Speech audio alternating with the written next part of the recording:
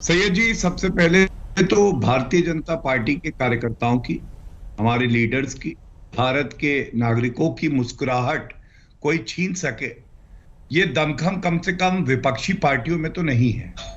आप मेरे पास सबसे बाद में आए हैं। मैं कुछ समय चाहूंगा सबसे पहले तो, क्योंकि ये जो नेशनल एग्जीक्यूटिव मीटिंग चल रही थी 2 दिन से, इसमें किस तरह का मंथन होता है ये दर्शकों से जरूर बांटना चाहूंगा और फिर वंशवाद की बात करेंगे। जी।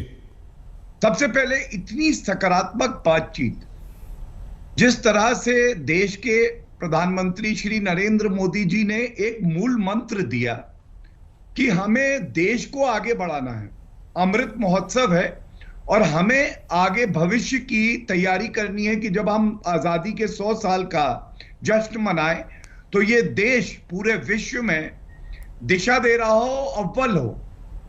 ये सोच जो है ना, जहां से भारतीय जनता पार्टी अपना मंथन शुरू करती है, ये विपक्ष सोच के खत्म भी नहीं कर पाएगा। वही छोटी हल्की हल्की बातें बार बार जो चुनाव में दोहराते हैं और जनता भी इन पे विश्वास नहीं करती है।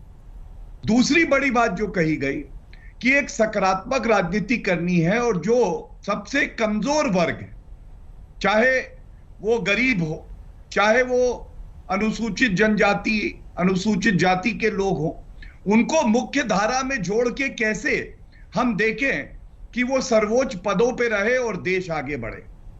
तीसरी बात जो मूल मंत्र है, जो विपक्ष को भी समझना चाहिए, सैयद जी, हर चीज में विरोध करना क्योंकि आप ऑपोजिशन में हैं।